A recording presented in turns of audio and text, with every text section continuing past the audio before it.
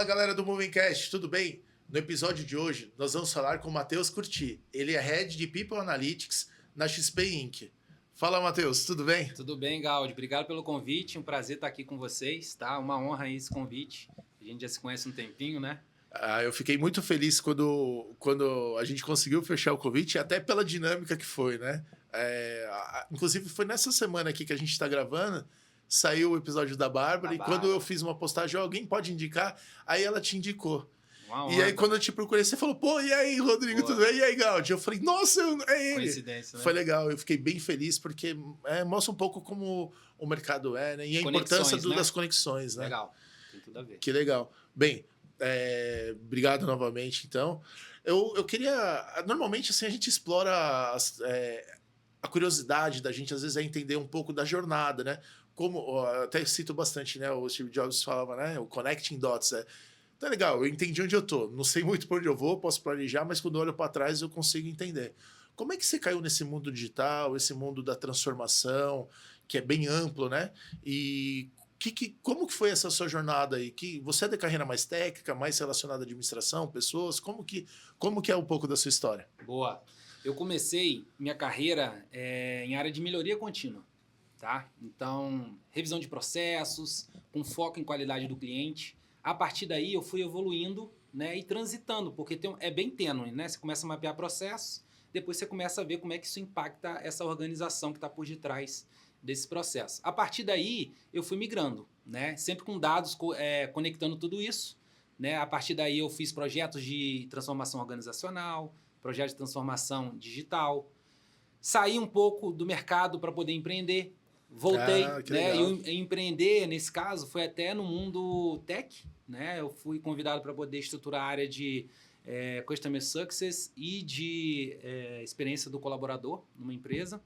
A partir daí eu voltei, né, para o mundo corporativo e sempre nessa linha, né, de transformação organizacional e tudo mais, né? Como que eu caí nesse mundo? Eu gosto muito de tecnologia, sou curioso, gosto de fazer pergunta, né? E eu acho que uma coisa foi levando a outra, né? Geralmente, a gente acaba fazendo entregas de projeto, sempre a gente que trabalha com melhoria, a gente está trazendo um ponto de vista novo, uma nova forma de operar. Sim, tem o futuro, né? Um novo. Em algumas dessas apresentações que eu fiz, né, eu tive a grata oportunidade e surpresa, né? Eu fui convidado para, beleza, você está dizendo que isso funciona, vem tocar. Topa vir tocar isso, implementar? E eu sempre topei. Então foram momentos que eu fiz aprofundamento nas áreas que eu estava atendendo de fora. Ou seja, você começa numa revisão, né, vamos dizer assim, de um processo, de uma experiência, começa a apontar o cenário futuro, mas aí veio aquele desafio. Legal, tu falou que funciona, então vem para cá. Vem cá. Isso é uma característica... Você comentou, né, que você chegou a empreender e tal. Essa questão, esse ponto de vista, é uma característica... o pessoal fala muito do intraempreendedor, né, que é o empreendedor corporativo.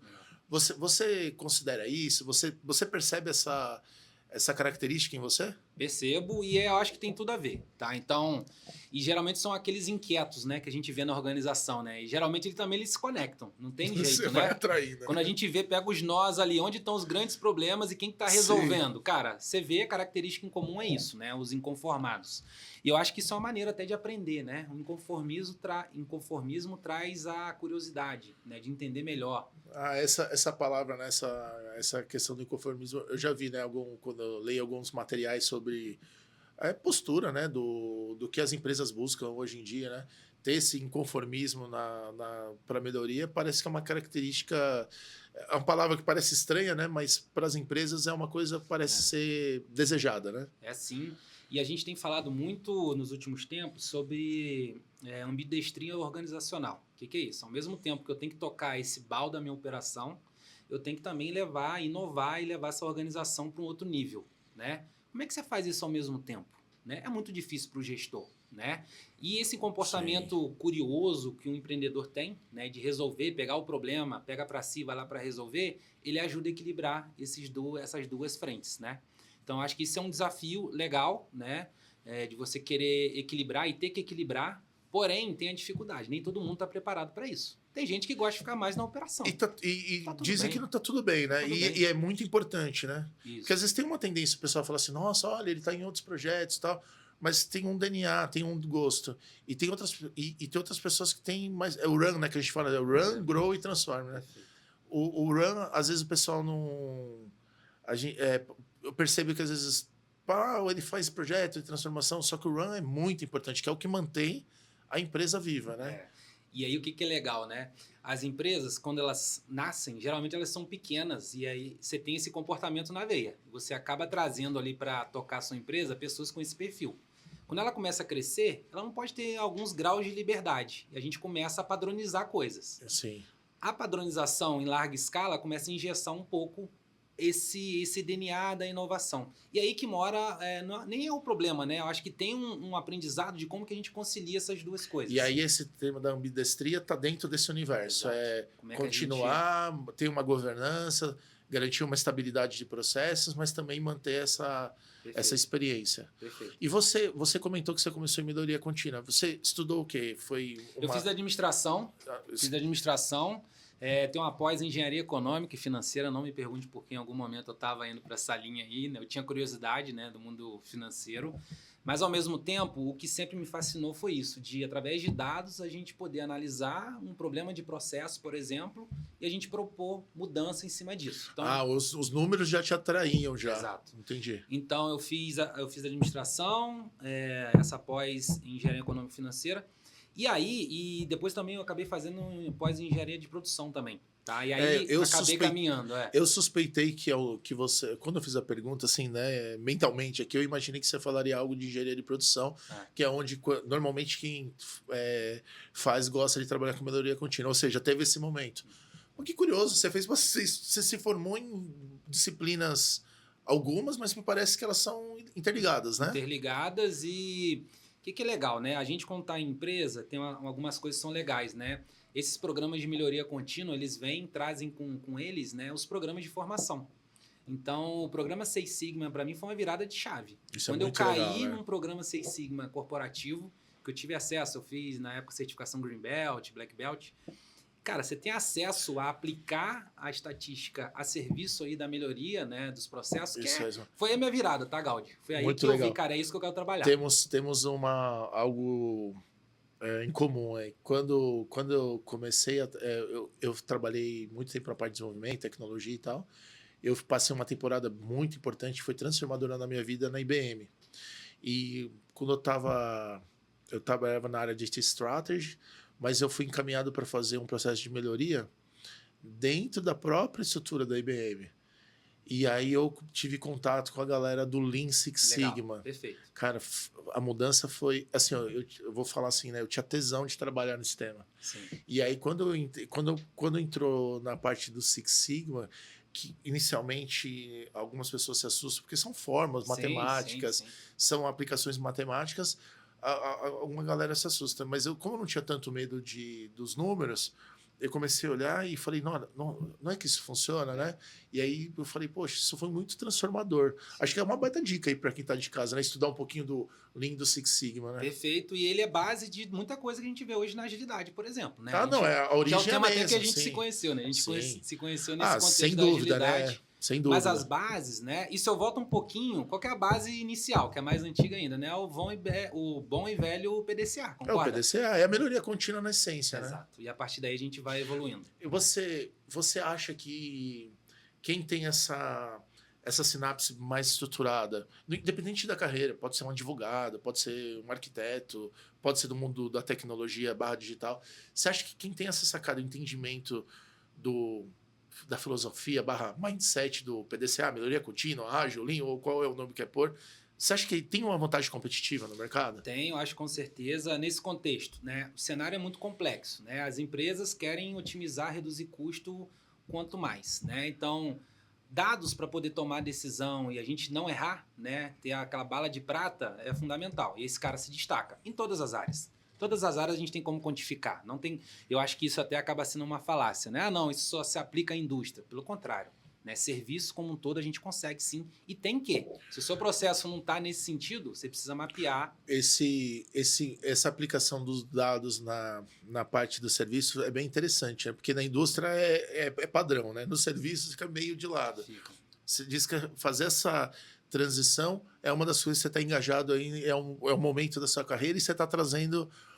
trazendo não, né? Você veio fazendo isso ao longo da sua jornada.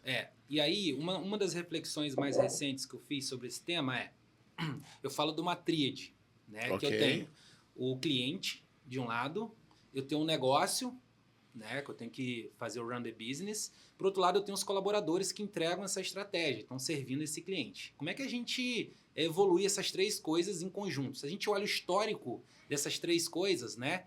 Lembra o slogan do primeiro carro?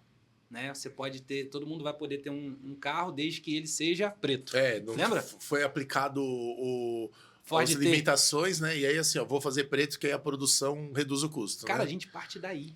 Né? Mas é até curioso você comentar isso, porque quando alguém fala, o Ford T e tal, não sei o que, o modelo, para mim foi a primeira. É que o modelo Toyota ficou muito mais conhecido, mas para mim a primeira grande aplicação de otimização de processo Total. foi a automação que foi feita para produção em série, em escala da. É sensacional. Você já viu um filme que explica? Você já chegou a ver um filme que mostra o Henry Ford em cima da linha de produção avaliando? Eu acho que já na faculdade, cara. Cara, a gente via sensacional. É a base, né? Esse case. Não, né? ele tinha. Eu lembro que ele começou a ver e eram mecânicos, montadores, eles tinham uma caixa de ferramenta. Aí ele olhou e assim, por observação. Racionalizar ele o olhou trabalho. e falou assim: peraí, pô, em vez de ter uma caixa de ferramenta que eu tô vendo que o cara tá se deslocando, ele colocou uma caixa de ferramenta para cada um. E aí, quando eu fui estudar o Six Sigma, o Lean Six Sigma mais aprofundado, tinha a questão do desperdício. Aí, você já matou. Perfeito. É o desperdício de motion, né? De movimentação. E aí, quando isso começou a fechar as sinapses que a gente tá falando, eu falei, cara, eu posso aplicar isso em tudo que a gente for ver. Sim. E você vem usando esses dados aí, com esse mindset. E se você olha, né, nessa época, o que é legal dessa análise, né? A organização ela vai reagindo e a sociedade também a essas necessidades que estão acontecendo. Porque, mal ou bem, a economia move a sociedade e vice-versa. Ela influencia essa tríade que você estava comentando. Exato. Né? A sociedade está... E o momento está... São variáveis injetadas aí, né? Em cliente... Como é que você estava falando? Era o cliente, a empresa e o colaborador. Exato. Okay. Aí, veja, esse cara que trabalhava, que direito trabalhista ele tinha? Nenhum. Né? Isso, ao longo do tempo, veio evoluindo. Foi evoluindo. Ao mesmo tempo que veio evoluindo, que dados que eu tinha para poder monitorar essa produção acontecendo? Quase que nenhum. Os primeiros ERPs aí de dados, a coleta surgiram... devia ser muito difícil, né? Não tinha. Era manual. Sabe e quando depois começou? Quando começou, a gente precisava fazer a parte de contabilidade financeira. Precisava que automatizar. legal. Os primeiros ERPs surgiram nesse... para poder atender a demanda contábil de fechamento, que era muito difícil, imagina. Entendi. Entendi ali que você está indo. A origem dos dados vem numa questão que era, vamos dizer assim, de subsistência. Exato. Só que hoje em dia é bem diferente, né? Mas aí vamos vindo. Por quê? O cliente, as empresas querem vender. O consumidor não quer mais um carro preto. Qual cor que ele quer? Ixi. Como é que eu sei isso? Eu preciso perguntar, eu preciso fazer pesquisa, eu preciso ter dados, o que mais vende para cada região, para cada persona. E aí a disciplina de dados ela vai evoluindo no mundo corporativo para poder atender resposta a isso. Que aí a gente está falando essa visão, vamos dizer assim, no mundo comercial. Exato. Mas aí você comentou que tem um outro tripé que é o do colaborador. Aí veja, para eu poder atender essa necessidade e chegar a customizar, eu tenho que desenvolver esse colaborador. Para que ele tenha essa mentalidade, visão cliente, que ele use dados para poder tomar a decisão. Porque não é trivial isso. Né? Tirando quem tem uma formação quant, né? Outras profissões não têm. Numa empresa, né? A gente está falando muito do ambiente fabril. Né? Mas as áreas de suporte, que também estão interligadas a isso. Sim, tem áreas de, sei lá, contabilidade, áreas RH, de administração. Eu sou de RH, né? O RH não é nativo os dados para tomar de decisão, né? A gente não é analytics first. Né? E se a gente fosse olhar há uns 10 anos atrás, você seria um alien dentro da estrutura, né? Sim. E hoje você está dentro de uma estrutura de RH de uma empresa gigante. Como que está sendo influenciar, né, e desenhar o futuro aí, né, de uma empresa que pega a atenção, né, das pessoas. As pessoas veem o que está acontecendo, né? Legal. Como que você está tendo essa experiência? Como está sendo essa jornada para ti? O DNA da empresa, por ser a XP, né, que eu estou hoje no meu desafio, o DNA dela é mercado financeiro, né? Então os números já são a parte do dia a dia. Então automaticamente todas as áreas elas já vão para esse viés. né? Eu chego já com um terreno estabelecido, mas o meu principal desafio é como é que a gente estrutura e coloca esses dados de gente, né, de pessoas, né, de RH a serviço do negócio. Tá? E Então, eu esse é o acho meu que também desafio. tem essa. Acho que independente se da XP ou não, mas acho que as empresas, como fazendo a analogia que você falou, né? Tem região, tem culturas e tal. Acho que dentro de uma empresa, mesmo pequena, mas obviamente dentro de uma empresa maior, não é uma receita de bolo, né? Não é. Eu já conduzi esse tema algumas vezes na minha carreira, tá? Tenho alguns anos aí de estrada. 2016, eu acho que foi a primeira vez que eu cuidei desse tema de People Analytics. Nessa época chamava Informações de Gerenciais de RH. Esse era o nome. 2017 começou a aparecer esse termo lá fora, começou, né, a ser moda. Por quê? A gente precisava provar que investir no colaborador implica em gerar mais resultado para o negócio. Ok, Parece, tinha um hoje em dia OKR. parece claro isso, mas não era assim. Não Antes, não era. tinha que justificar. Ponto, né? Né? E ao longo do tempo, e hoje, quando eu volto para esse desafio, nos últimos anos, né, fiquei um tempo fora, qual que é a realidade que a gente tem? Tem algumas pesquisas legais. 40% das empresas brasileiras, 41, 42, só que usam dados, né, para tomada de decisão em temas de RH. 40%. E qual que é o seu ponto de vista, assim, da causa raiz disso? Custo, oferta da informação, Primeiro que cultura? as áreas de suporte, assim, onde a gente chega na empresa, quando ela vai iniciar uma cultura data-driven, começa por onde? Pelo negócio. As áreas de suporte vêm a reboque. Para ter cultura de dados, necessariamente tem que ter investimento, não tem como fugir. Né? Você disse que é um alicerce que requer um investimento. Exato. Ok. A área de desenvolvimento, de ferramenta. Né? Então, o RH ele acaba sendo o último nessa trilha.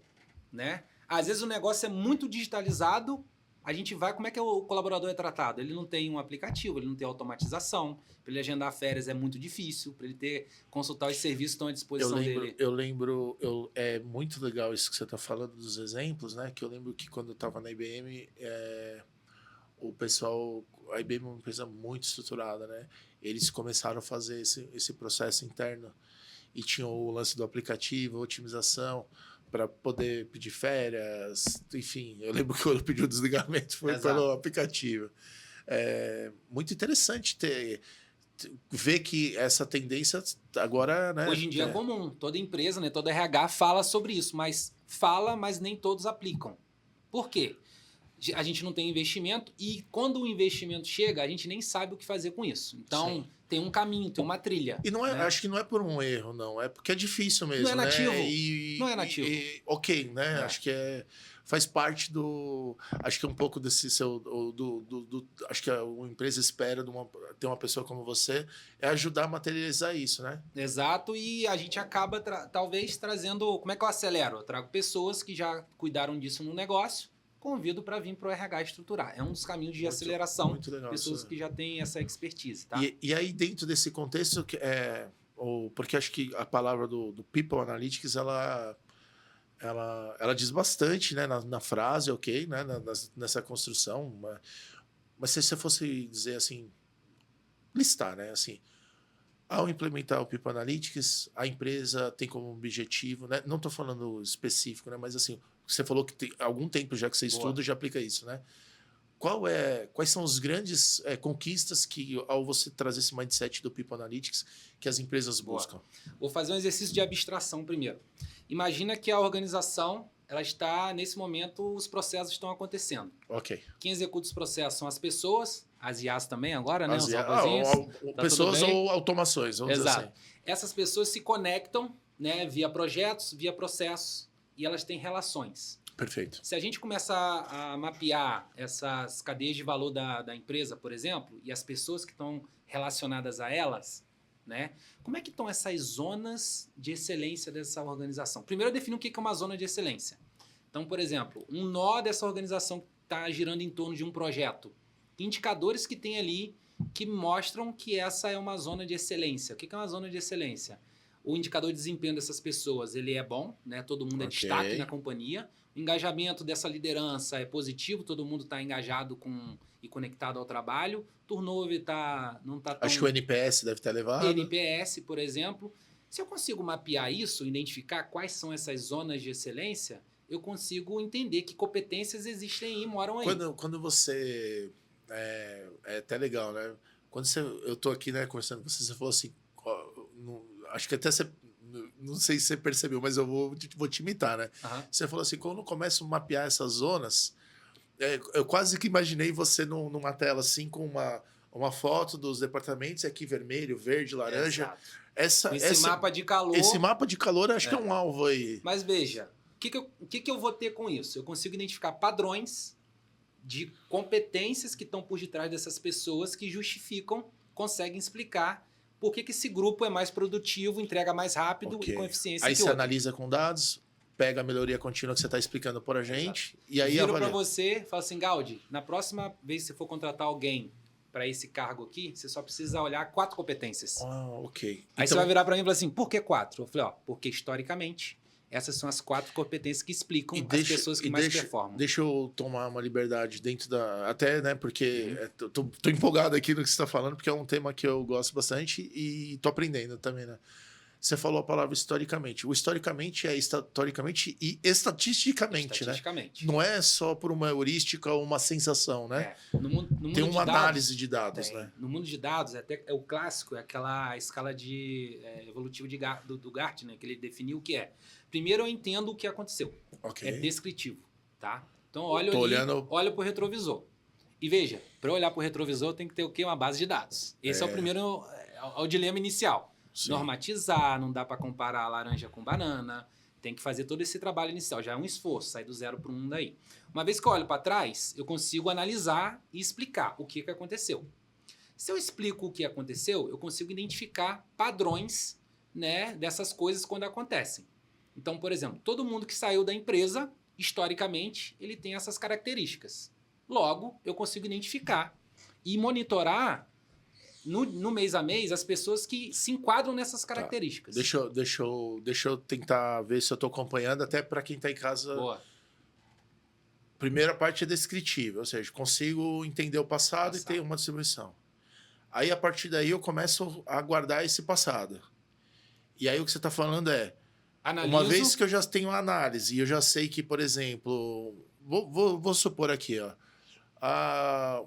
O líder que tem mais de 40% de avaliações negativas dentro do time ao longo de 3 avaliações, 2 anos depois ele é desligado da empresa.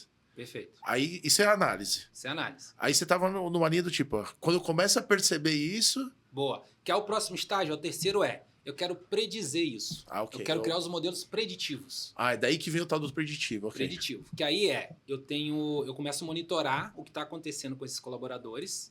E uma vez que o Gaudi, por exemplo, se enquadre nessa característica que eu identifiquei, que é onde ele vai sair, que pode ser, ele está numa área que o engajamento é ruim, historicamente o turnover é elevado, ele tem X tempo de casa e por aí vai. Cada empresa pode surgir... Tem que ter um... Eu crio um alerta. Opa, vermelho. Tá? Okay. Aí uma vez que isso acontece, que eu identifico, o que eu faço com isso? Tá? Aí é o último estágio, que é o prescritivo. Que eu deveria até conseguir definir padrão de ação. O prescritivo vem da palavra de prescrever mesmo. Exato. É igual o médico faz, assim, baseado nisso... Beleza, o Gaudi está em risco. O que o business partner e o líder, por exemplo, podem fazer a respeito? Né? Aí, para caso do Gaudi, talvez ele está assim, por quê? Ele está fora do posicionamento na faixa salarial dele em relação ao restante da companhia. Ou tá numa... Deixa eu chutar aqui, por exemplo, né? Que eu já vivenciei isso em projetos, né? Ou tá numa atividade que não é o principal dom dele, que às vezes você pode pôr no outro. Boa. E aí ele... Qual que é a ação? Job rotation, por exemplo. Aí eu prescrevo. Okay. Eu já crio um cardápio de ações... Perfeito. Que eu já consigo padronizar. Ou seja, líderes. Não são sentenças, né? A prescrição não são sentenças, são sugestões para quem vai tomar a decisão. Perfeito. Ok. Perfeito. E aí eu vou fazer a pergunta do milhão.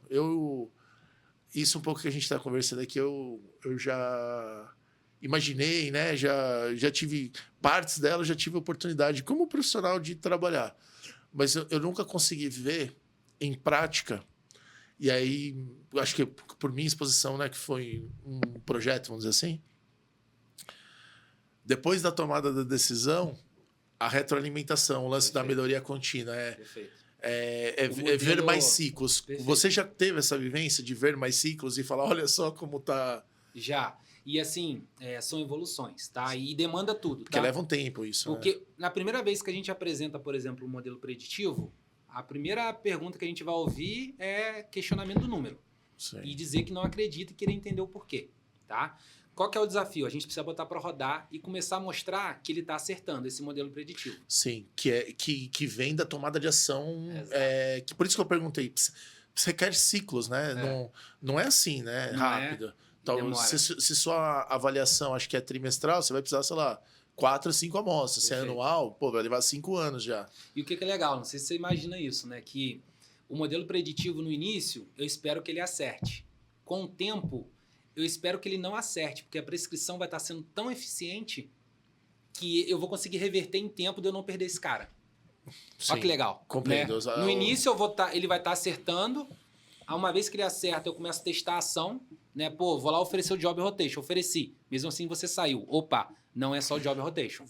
Eu entendi o que você falou. Vocês, em condição normal, você espera que aquela ocorrência futura reduza. Exato. Vamos supor que seja uma ocorrência negativa. Aquela situação não desejada que reduza. Pode ser que ela não reduza, mas talvez é por outra causa. É isso que você está dizendo. Por outra causa, é um conjunto de ações que eu tenho que fazer. Tá?